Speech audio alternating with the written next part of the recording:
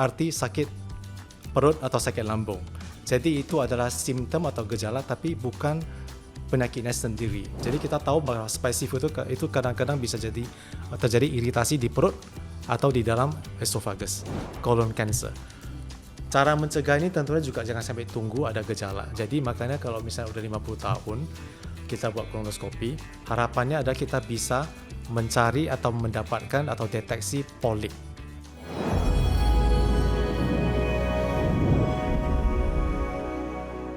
Halo sahabat sehat dimanapun kalian berada, welcome to Bincang-Bincang, podcast kesehatan Dr. Tony Setiobudi. Sahabat sehat yang belum subscribe, silahkan subscribe dulu.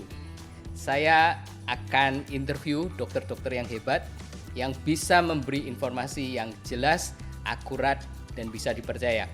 Kali ini saya ditemani oleh Dr. Juanda Leo Hartono. Halo dok. Halo Tony. Dr. Juanda adalah spesialis gastroenterologi di Singapura. Dok, kita kenalan dulu. Dulu ngambil spesialisnya di mana? Saya ngambil spesialis gastronya di Singapura, di National University Hospital. Setelah itu saya juga ada training di London untuk kolonoskopi, colon cancer, dan inflammatory bowel disease atau IBD. Kenapa ngambil gastro? Karena ada tindakan endoskopi saya suka yang berwarna. Karena kalau kita lihat dari radiologi kan ada X-ray hitam putih, MRI hitam putih. Kalau endoskopi kan berwarna, jadi saya suka berwarna. Oke. Dok, perbincangan kita kali ini adalah GERD atau masalah pencernaan, jangan sepelekan. sekali lagi sahabat sehat, terima kasih sudah bergabung di Bincang-Bincang podcast kesehatan Dr. Tony Setiobudi. Pernahkah kalian merasakan dada terasa panas, asam lambung naik, atau sering mengalami sakit perut, diare, atau konstipasi? Jangan anggap ini adalah masalah sepele. Masalah pencernaan yang tidak ditangani dengan baik bisa berdampak buruk pada kesehatan tubuh secara keseluruhan. Dok, kita bicara tentang masalah istilah-istilah dulu. Ya. GERD itu apa? GERD itu adalah singkatan dari gastroesophageal reflux disease. Artinya adalah cairan dalam lambung naik ke atas ke dalam esophagus atau saluran pipa. Dan akibat daripada kelebihan fenomena ini akan bisa terjadi disease atau satu penyakit. Penyakitnya di esophagus. Penyakitnya di esophagus, terutama di bagian bawah esophagus, dekat lambung. Kalau mah kita sering dengar kata mah. Apa itu artinya? Ya, mah itu adalah sebenarnya bahasa Belanda atau Latin dan artinya adalah lambung. Jadi kalau ada bilang sakit mah, sakit gastrik itu sebenarnya cuma merujuk kepada arti sakit perut atau sakit lambung. Jadi itu adalah simptom atau gejala tapi bukan penyakitnya sendiri. Tentunya sakit mah ini ada banyak penyebabnya. Ya. Itu apa sama dengan gastritis dalam bahasa Inggris? Mah dan gastritis itu apakah interchangeable? Biasanya kalau kita merujuk kepada sakit mah memang artinya gastritis, tidak interchangeable tapi pengetahuan umumnya atau rujukan umumnya adalah gastritis. Artinya adalah sejenis ada inflamasi atau peradangan di dalam perut. Apakah sakit mah atau gastritis itu berbahaya?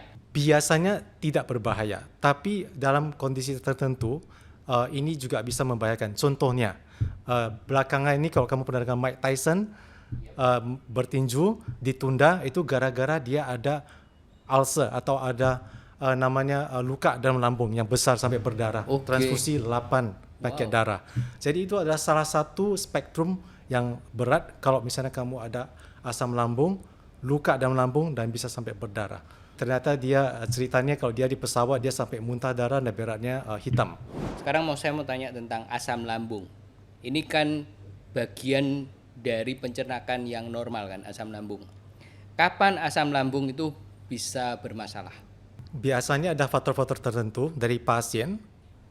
Kondisi sepertinya stres bisa menyebabkan itu dan juga sekarang banyak umumnya itu makan obat tahan sakit yang namanya NSAIDs atau obat tahan sakit non steroidal. Contohnya kalau di Indonesia apa? Ponstan atau diclofenac, Voltaren atau piroxicam. Yang ini tujuannya untuk mengurangkan inflamasi di joint atau dalam tulang. Tapi ini kadang-kadang bisa menyebabkan luka dalam lambung. Selain daripada itu, juga kita harus tahu bahwa penyebab ini kadang-kadang adalah kuman yang namanya Helicobacter pylori. Ini kalau ada bisa menyebabkan ulcer atau luka dalam perut, dan juga di kemudian hari bisa menyebabkan kanker perut. Bagaimana dengan istilah dispepsia? Apakah istilah ini sering dipakai di Indonesia atau cuman istilah bahasa Inggris? Saya rasa tidak begitu sering. Jadi biasanya dispepsia dipakai di negara yang pakai bahasa Inggris. Tapi artinya sama. Dia adalah gejala sakit dalam bagian perut. Gejala. Ini adalah gejala, bukan penyakit itu sendiri. Bukan diagnosa. Bukan diagnosa. Sekarang saya mau tanya tentang pola makan. Apa saja yang harus dihindari untuk mencegah GERD, MAH, atau dispepsia? GERD misalnya, jadi karena gejalanya disebabkan kandungan perutnya ini naik ke atas saluran makanan, biasanya kita coba menghindarkan makanan yang susah dicerna. Contohnya fatty meal.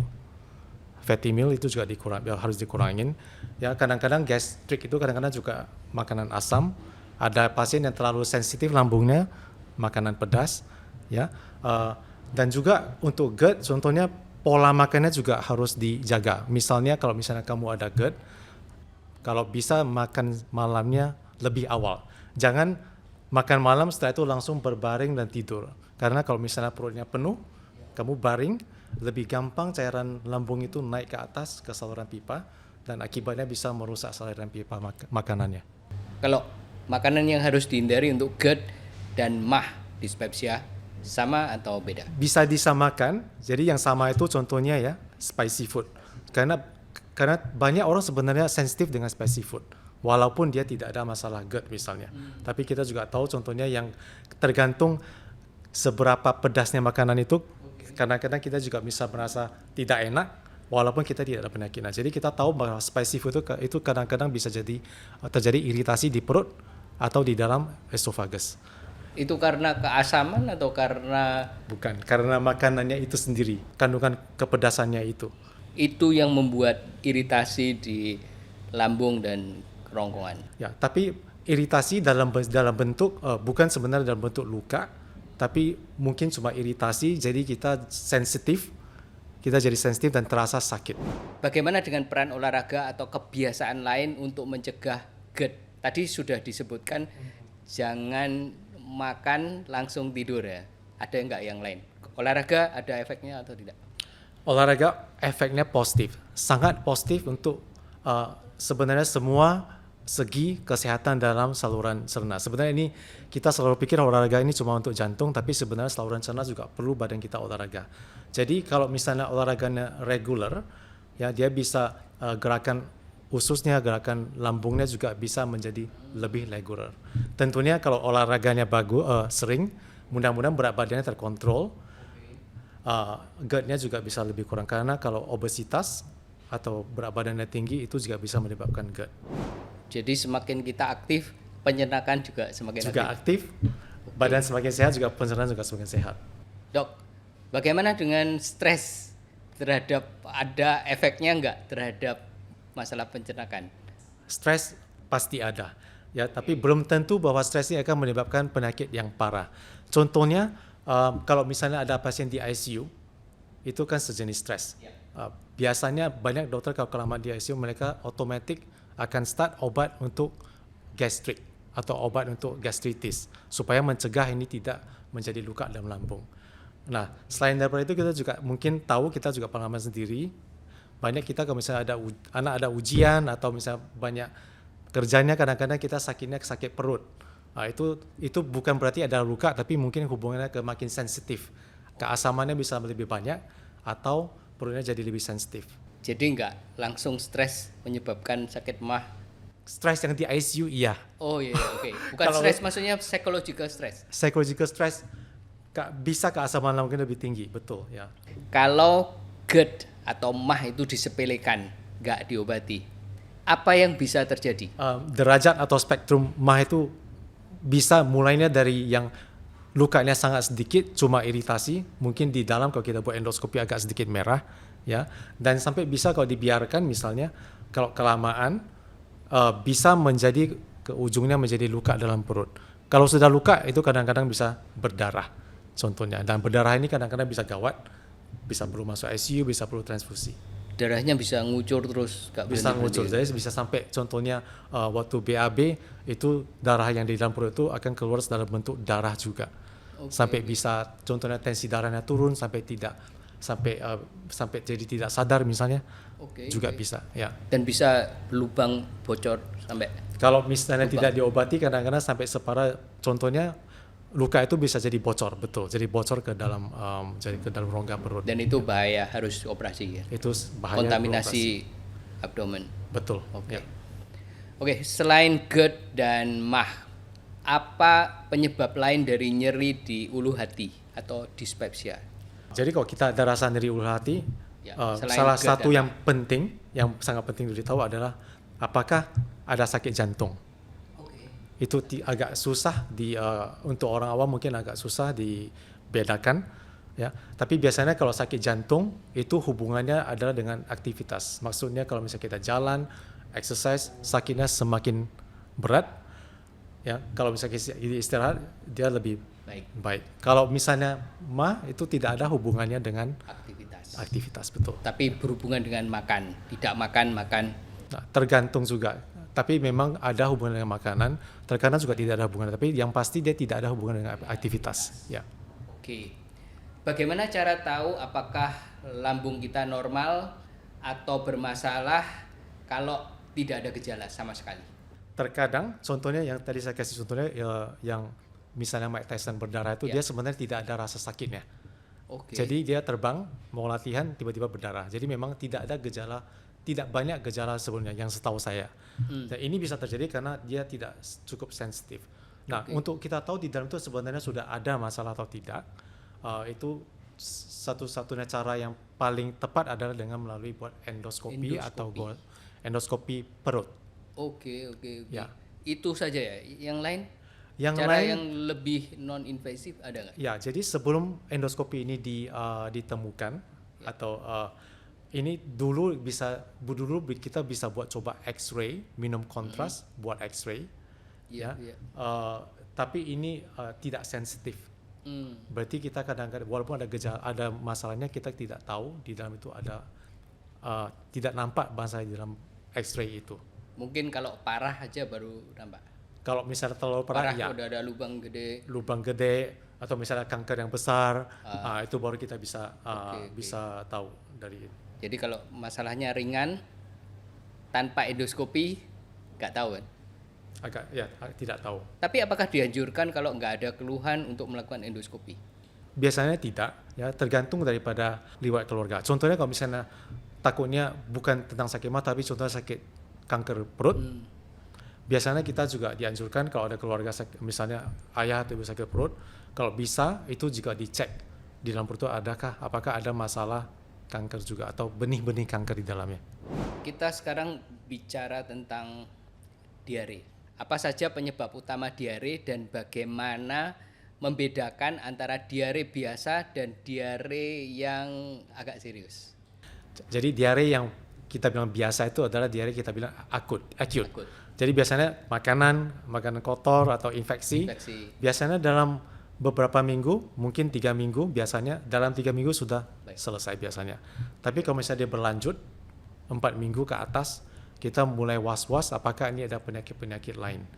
Seperti kanker atau inflammatory bowel disease atau penyakit-penyakit lain. Kalau infeksi apakah bisa terus lebih dari 3 minggu, 4 minggu bahkan?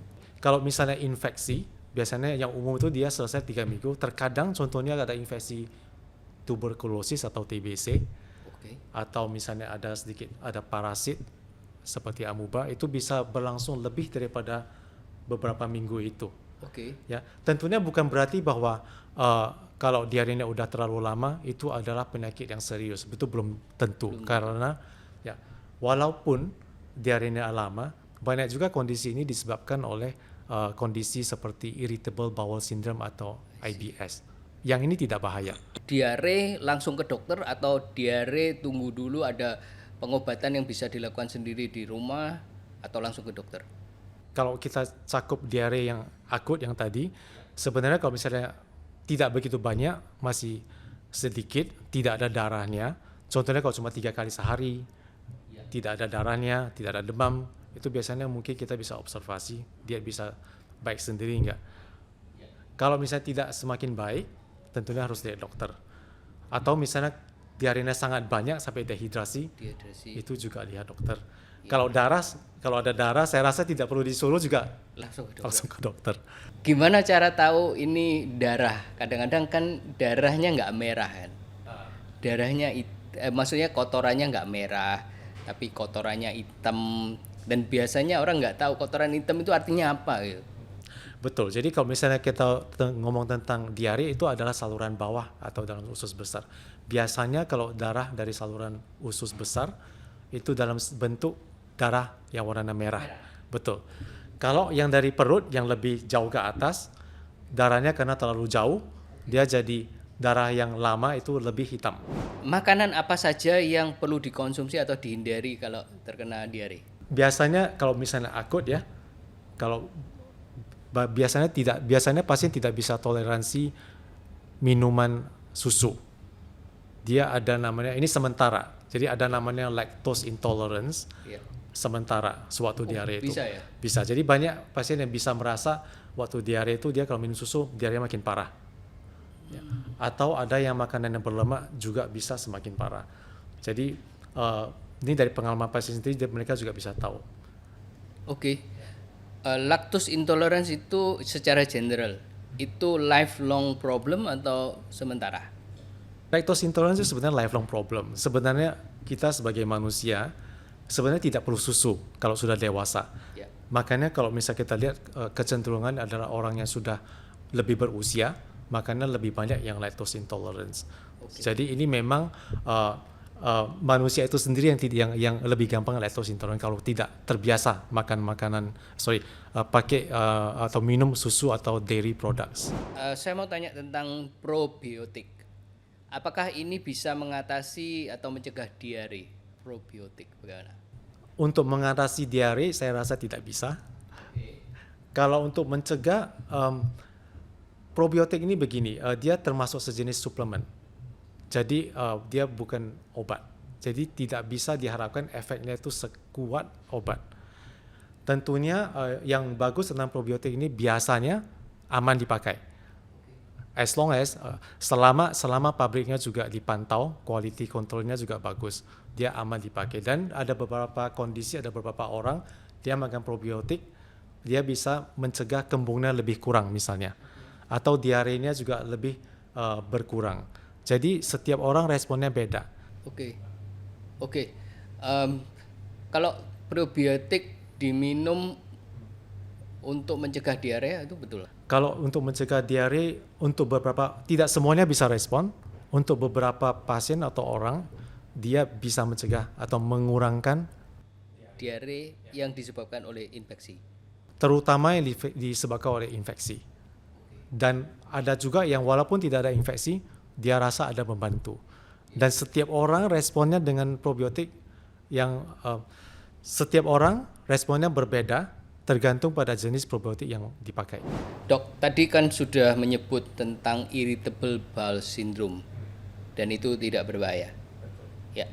Sebenarnya apa sih irritable bowel syndrome? Jadi kalau kita lihat artinya, kalau diperhatikan kata-katanya itu dia tidak pernah bilang ini disease. Oke. Jadi walaupun ini memang adalah jadi adalah gejala. Jadi irritable maksudnya seperti terganggu. Tapi sebenarnya tidak ada yang betul-betul serius, penyakit yang serius. Tapi memang kalau ada IBS ini bisa sampai pasien itu bisa sampai terganggu kehidupannya. Contohnya kalau misalnya konstipasi bisa terasa kembung, atau diare bisa cramp, kadang-kadang harus ke toilet untuk BAB, jadi kerjanya bisa terganggu, studinya bisa terganggu juga. Simptomnya diare saja atau konstipasi saja atau gantian diare konstipasi? Jadi ada orang yang kecenderungannya dia diare, ada orang yang kecenderungannya dia konstipasi. Jadi berbeda. Ada yang selang-seling. Ada juga yang selang-seling. Setelah konstipasi jadi diare, terus konstipasi jadi diare. Selain irritable bowel syndrome, apa sih penyebab yang sering kenapa orang nggak bisa BAB konstipasi? Jadi ada juga banyak penyakit yang bisa mempengaruhi aktivitas usus besar. Yang untuk orang yang berusia, contoh yang sering adalah Parkinson misalnya, itu bisa melambatkan aktivitas kolon. Parkinson. Oke. Jadi sebenarnya gangguan neurologis. Jadi semua lambat ya, termasuk termasuk GAD-nya juga ya. Tentunya ada juga sakit untuk orang yang berusia misalnya juga kalau misalnya aktivitas badannya berkurang, biar kecenderungannya kalau kita makin bertambah usia makin berkurang, itu juga bisa jadi konstipasi. Ususnya juga kurang aktif. Betul. Ini contohnya kalau kita terbang misalnya ke New York misalnya, jauh, duduk di tempat duduk, biasanya kita konstipasi juga. Sampai di sana kita konstipasi karena tidak ada aktivitasnya. Kapan masalah konstipasi ini dianggap serius? Biasanya kalau masih muda, masih oke, bisa diperhatikan, bisa dipantau. Tapi untuk usia yang sudah 50 tahun ke atas contohnya, itu semakin harus was-was karena mana tahu di dalam misalnya ada cancer, itu bisa manifestasi sebagai konstipasi. Kadang-kadang orang diare, konstipasi, beli obat sendiri di apotek, terutama di Indonesia kan bisa beli obat sendiri. Ya, apakah itu aman? Saya anggapannya kalau di farmasi di Indonesia kan ada yang namanya over the counter, yang obat yang aman. Jadi obatnya banyak jenis. Jadi ada obat yang aman yang tidak perlu resep dokter, itu biasanya aman. Ya, tentunya semua obat yang aman juga perlu dijaga dosisnya, jangan terlalu banyak dan juga jangan terlalu lama. Jadi yang perlu diperhatikan dosisnya harus tepat dan jangan terlalu lama. Betul. Oke, ada lagi nggak yang lain? Obati diare konstipasi sendiri. Saya bisa kasih contoh misalnya diare. Jadi banyak obat diare ini gampang dicari ya. Jadi biasanya obat diare ini dia akan cara kerjanya adalah dengan melambatkan usus besar supaya dia tidak BAB. Jadi banyak pasien yang setelah diarenya sembuh atau sudah lebih bagus masih terus dimakan kan udah terbelik. Kan sayang. Jadi dihabisin. Kalau misalnya udah nggak diare tapi masih terus makan obatnya, nanti malah dia jadi konstipasi. Bagaimana dengan cara alami yang bisa dilakukan sendiri untuk mencegah konstipasi tanpa obat? Oke, jadi yang paling penting untuk supaya bisa BAB adalah pertama air. Harus cukup, hydrasi. karena kalau airnya tidak cukup, itu tinjanya juga akan makin keras dan makin susah dikeluarkan. Ya, itu air. Yang kedua tentunya juga harus ada kontennya, jadi harus ada fiber atau serat. Ya, jadi banyak jenis serat.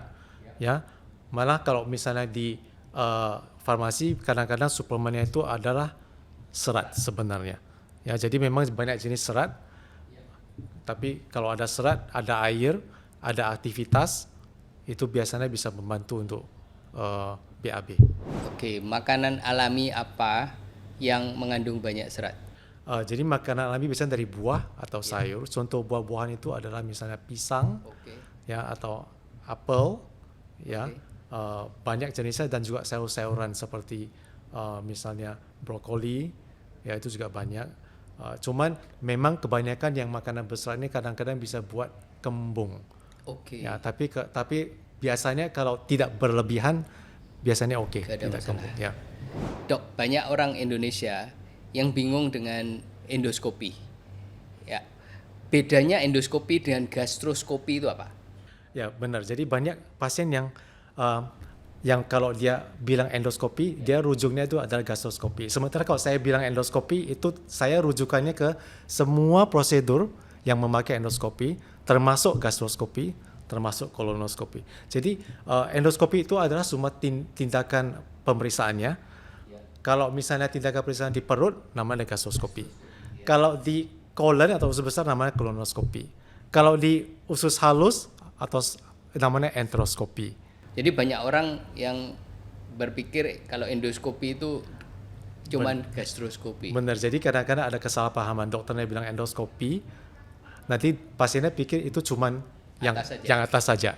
Oke. Jadi tapi sebenarnya istilah yang tepat adalah gastroskopi untuk yang stomach, untuk yang perut. bukan endoskopi, itu Oke. adalah gastroskopi. Kapan seseorang itu perlu melakukan gastroskopi atau kolonoskopi? Biasanya gastroskopi adalah kalau misalnya gejalanya tidak baik-baik juga, contohnya sudah 1 bulan, itu juga kalau sebaiknya dibuat gastroskopi. Ya, Kalau mahnya nggak baik. kalau mahnya nggak baik. Dan juga untuk yang umur 50 tahun ke atas, sebenarnya bukan 50 tahun.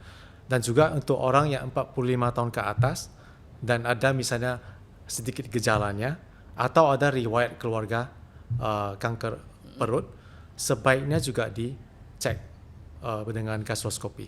Dua-dua. Bukan Ah, kolonoskopi. Untuk gastroskopi dulu, yang ini.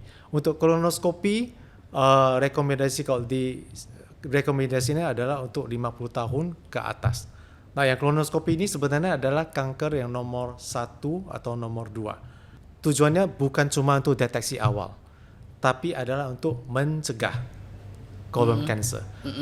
Cara mencegah ini tentunya juga jangan sampai tunggu ada gejala. Jadi makanya Oke. kalau misalnya udah 50 tahun kita buat kolonoskopi, harapannya adalah kita bisa mencari atau mendapatkan atau deteksi polip. Polip yang bisa menjadi cancer. Ya betul. Jadi polip yang di usus besar ini bisa kelamaan jadi makin lama makin besar dan setelah itu bisa menjadi cancer. Oke.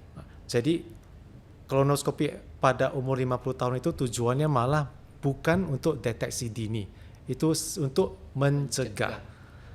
Oke. Ya, jadi dengan mengangkat polip bisa mencegah kanker usus.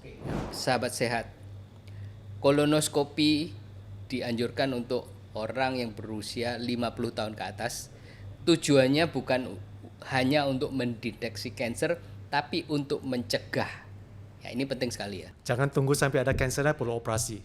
Sebenarnya kolonoskopi, endoskopi itu sakit nggak? Sebenarnya tidak. Biasanya kita start untuk yang gastroskopi kita bisa spray lokal anestetis dulu supaya kebas di sini. Kemudian kita juga dikasih obat. Obatnya adalah obat penenang dan obat tahan sakit. Sama dengan kolonoskopi, juga dikasih obat yang sama. Jadi waktu prosedur itu biasanya pasien itu antara separuh tidur atau dia tertidur. Dan sedation. Jadi kalau misalnya gastroskopi itu cuma 10 menit. Kalau kolonoskopi itu cuma tambah 30 menit, mungkin semuanya total 40 menit, 45 menit sudah selesai. Selama prosedur itu karena obat itu biasanya tidak terasa sakit. Ya, dan setelah prosedur juga tidak terasa sakit dan dalam 1 jam sudah bisa pulih, sudah bisa jalan, sudah bisa balik biasanya. Lakukan endoskopi, saya pasiennya tanpa sedesi. Jadi awake, mengerikan banget, kayak orang dicekik. Ya benar. Jadi tergantung di negara mana. Ya sebenarnya ada negara itu memang rutin tidak dipakai sedasi. Oh ya. Jadi saya dulu pernah di Jepang selama sebulan untuk endoskopinya. Di sana kebanyakan 90% tidak pakai sedasi. Oh. Tapi Kenapa? mereka maunya jalan balik ke rumah langsung. Tapi sedasi 1-2 hours pulang. Saya tidak tahu kenapa, tapi memang di sana agak lain. Di sana nomor 1 kanker perut, bukan kanker kolon. Jadi sekitar 40 tahun ke atas mereka sudah buat rutin endoskopi. Jadi kalau misalnya kamu banyak pasien yang sedasi perlu tempat waktu yang istirahat, banyak. Ya, perlu istirahat oke. sama 1 jam untuk bangun, mungkin agak susah. Tapi mereka pasiennya nggak pernah komplain. Oh ya. Tapi ya mungkin orang Jepang agak lain ya. Gak kayak orang Indonesia, Orang Indonesia Singapura. saya nggak tahu orang Jepang kayak sabar ya, ada gempa juga masih sabar ya gitu. Jadi mereka tahan nggak apa-apa. Jadi mereka bisa juga tanpa sedasi. Kalau kolonoskopi tanpa sedasi nggak bisa ya? Kolonoskopi agak susah karena agak lama prosedurnya. Kalau gastroskopi kan cepat. Kalau misalnya kolonoskopi kadang-kadang 30 menit, 40 menit, tergantung. Lama itu. Nah, kalau kedapatan polip, kita biasanya dalam waktu yang sama kita juga angkat sekalian. Oke. Nah, jadi itu juga perlu waktu. Oke. Dan karena waktunya agak lama, kadang-kadang agak susah tahannya. Oke. Secara singkat persiapannya apa saja untuk endoskopi? Kalau untuk gastroskopi yang perut sebenarnya cuma perlu puasa 6 jam udah cukup. Kalau misalnya kita rencana untuk kolonoskopi itu yang lebih kompleks karena untuk kolonoskopi perlu ususnya bersih dan pasien perlu diet, misalnya diet yang rendah serat atau kurangkan seratnya selama 1 atau 3 hari sebelumnya. Kemudian dilanjutkan dengan minum obat pencahar supaya pasien bisa diare sampai ususnya bersih, baru bisa dibuat kolonoskopi. Saya ada 10 statement fakta dan mitos. Ini saya akan sebutkan dengan cepat.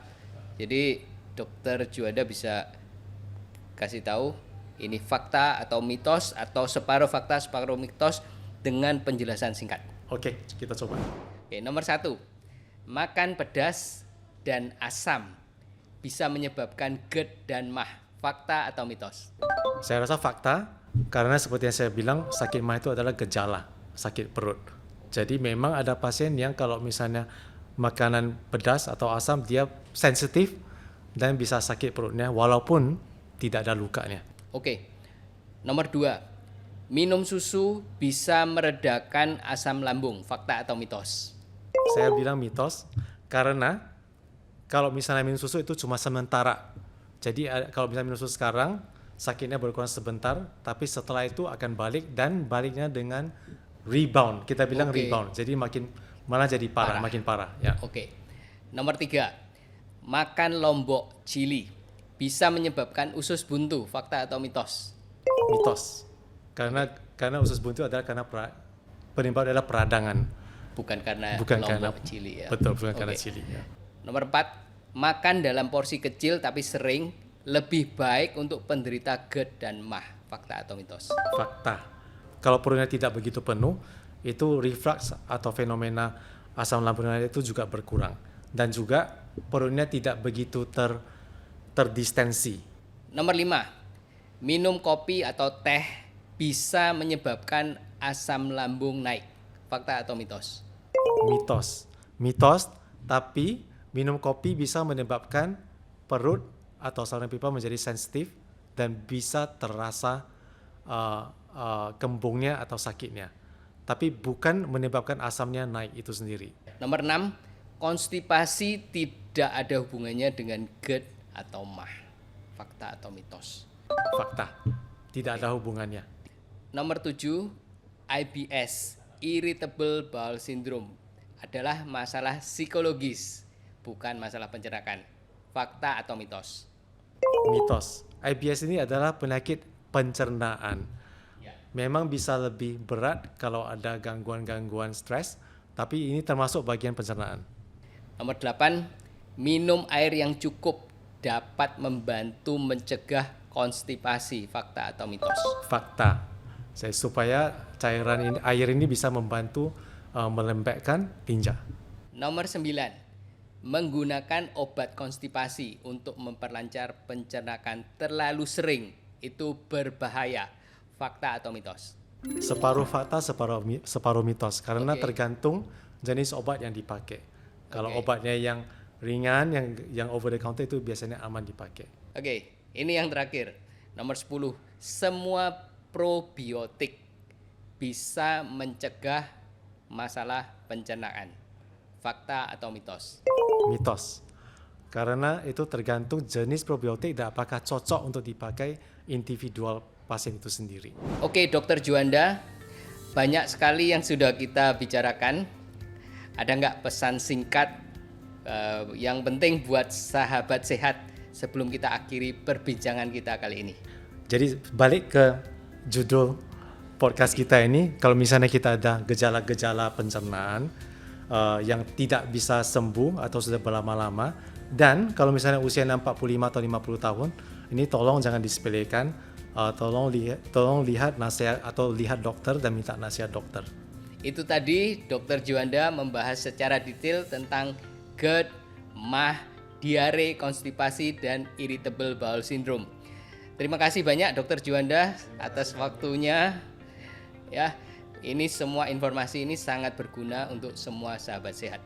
Bagi semua sahabat sehat yang nonton podcast ini, saya ucapkan terima kasih. Dan kalau kalian punya pertanyaan, silahkan tulis di kolom komentar. Bagi yang belum subscribe, sekali lagi tolong subscribe dulu. Jangan lupa like, share video ini. Dan karena keterbatasan waktu, kita harus akhiri perbincangan kita sampai di sini. Jangan lupa nonton bincang-bincang berikutnya acara podcast kesehatan Dr. Tony Setiobudi. See you next time. Bye-bye.